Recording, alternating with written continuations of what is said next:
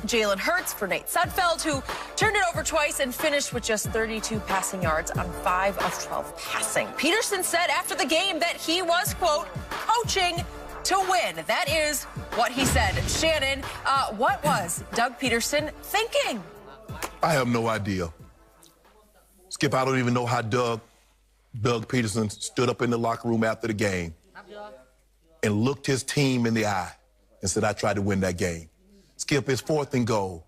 You kick the field goal, you got a tie ball game. Okay, now we play football. You go for it on 4th and goal and pass up a chip shot field goal, and then you take Jalen Hurts out. Now, maybe you've seen enough of that. Maybe you have a big enough evaluation of Jalen Hurts. You like, he's our quarterback moving forward. But I don't know how you come to that conclusion, Skip, because he was, again, he throwing the ball. He was not very good last night. He was 7 of 20, 72 yards, got sacked once. He had a quarterback rating of 25. Come on, what is this? Skip, what the hell is that? Maybe that's my turn. No, that's why Jim Schwartz probably retired. Like, I don't want to be a part of this. He's like, hold on, wait a minute. Jim Schwartz said, ain't no hat and T-shirts, which means, Skip, ain't nobody gonna be celebrating on my team. And he got, oh, no Fletcher Cox. Oh, no this guy. Oh, no that guy. And no Alshon, no D-Jack, no Miles Sanders. What the hell? And you gonna say you actually trying to win the game? Come on, Skip. I guess, look, I get it.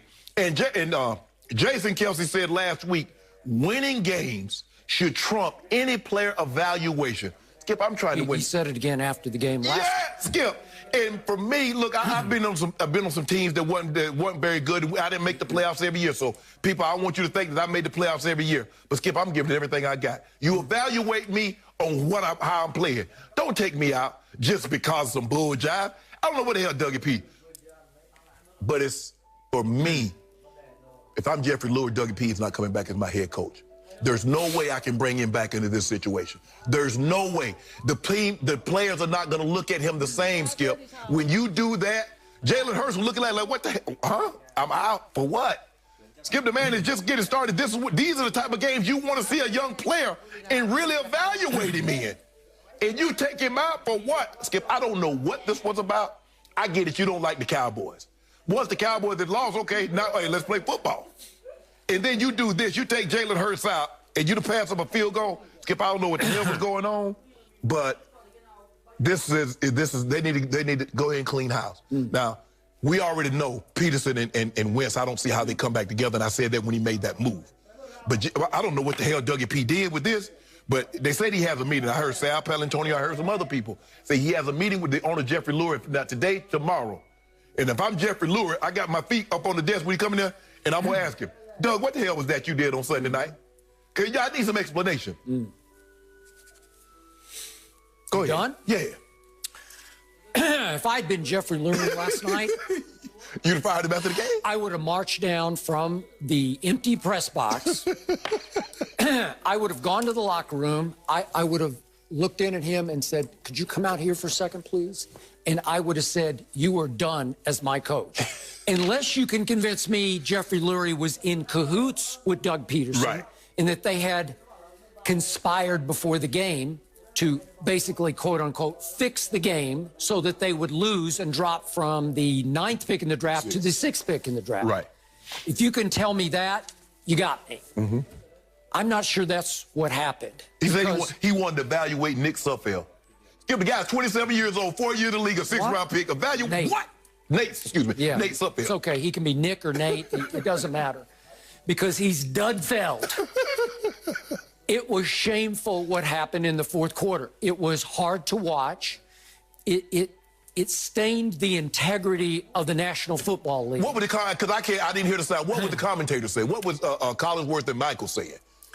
They were trying to be nice about it, but in general, they were scratching their heads. Verbally, by what they didn't say, they were scratching their heads. Okay. But they did say that in their production meetings with Dougie P, that he had brought up that I do want to play Sudfeld at some point in the game. And they thought a series here, a series there, maybe. Right. But to give him the whole 4th quarter when you had a little chip shot field goal to tie it after 3 quarters. And I couldn't understand that sequence because Jalen Hurts got you down to 1st and goal to 5. You ran Clement one time, and I don't know where he came from. He just sort of came in the game all of a sudden. Yeah. And they ran him for a yard. And then what does Jalen Hurts do best? He runs scramble by time. Yeah. And he runs. That's his first 2 touchdowns. The read option. Yes. He does something with his legs to create arm. Yes. And instead, you're asking him to do what's hard down there at the 4-yard line because the end zone's so tight, is as a rookie quarterback with half your weapons out for the game, as you pointed out. Yes. Alshon's not there anymore. Ertz looks like he's playing half speed. I don't know what he's doing. Oh, Dallas got it. They scratched Dallas got it, too. They scratched him. So you don't have your red zone targets to speak of. Deshaun didn't play. I don't know what that was about. I don't know what any of it's about, but obviously Jalen had Bostic in his face on the 4th down throw. Right. And he didn't get enough mustard on the ball, but he's throwing to Quez Watkins. That's who he's throwing to. That's what you got left with. And I'm saying, what are you doing? This is a man who, with his backup quarterback, Nick Foles, hung 41 on Bill Belichick's defense without Malcolm Butler. Don't know what that was about. And this is a man who wrote a book that offseason called Fearless.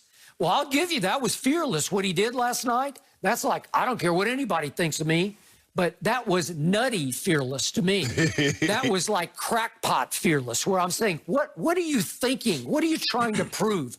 Are you just trying to be different for different sake? You're just trying to show everybody you're in charge and you'll play Nate Sudfeld if you want because you think he's a fine young man and he practices hard and he's been with you for 4 years? That's how it came across. Now, let's get back to Jalen Hurts.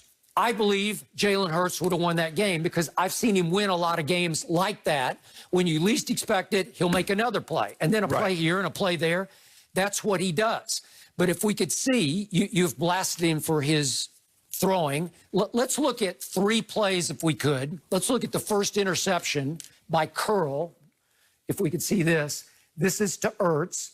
And if we could see what happened before that play, he just tackles Ertz and hangs on to him. He just, is that not pass interference? I mean, he just grabbed him and held on to him off his route. And Skip, he went 5 yards, Skip. He can do that to 5 yards. Like that. You can bump him once, but you can't grab him and hold on to him. Okay, it's 5 yards. Okay, so again, okay, I'll give you that one. Okay, I'll give you that one. He couldn't even turn his head, and the ball's gone, and into Curl's. Curl's just standing there like, oh, thank you. And then let's go to the next one, to Jalen Reagor, who then also got hurt and was gone after the first quarter. With 1:53 left in the first quarter, tell me this shouldn't have been caught. It absolutely should have been caught. Thank you. That's a sweet throw and should have been a pretty routine catch by your rookie that you took pretty high in the draft, to the shock of a lot of people. Passed on Justin Jefferson. You did. You passed on him. But you got to catch that. And then I don't know if he got hurt on that play, but he was gone for the rest of the game. Yep. Okay, so we got that one. And then there's another one to Quez Watkins that looks like it's going to be housed. He's got him where he rolls right and throws back. And look at the lane he's got right here, and he hits him right in the hands. Look at the lane. Yeah. If he hits that and goes, he might split him and be gone. You keep saying that. I'm asking, okay, what raffle did number 80 win to get an Eagles uniform to go play receiver? I don't know. Skip, I ain't never seen this dude. I don't know. And then you see our Stego Whiteside. I don't know. Skip, we hadn't mentioned our Stego Whiteside all year. He hasn't played all year, and he actually made a couple plays. Yes. Okay, so there are those 3 plays I showed you. And then mid-second quarter, if we could hear, I know you got the sound down, so I'm going to let you hear what Chris Collinsworth did have to say about Jalen Hurts. Okay. This is about halfway through the second quarter of this game last night. Jalen Hurts really is starting to impress me more and more as a passer. He does a pretty decent job of putting the ball on the money when he has a chance to set his feet. Okay, that's Chris Collinsworth. And he hasn't seen a lot of Jalen Hurts, so he's saying what I've been trying to say all along. He throws it pretty well. But, Skip, if you want to evaluate, shouldn't you have left him in so you can get a... Yes. Chris says... Especially in a game like this. Thank you. For the money. You want to evaluate Nate Sudfeld. He ain't going to play. No. And look, so what can Jalen do behind a line that you've told me all year decimated?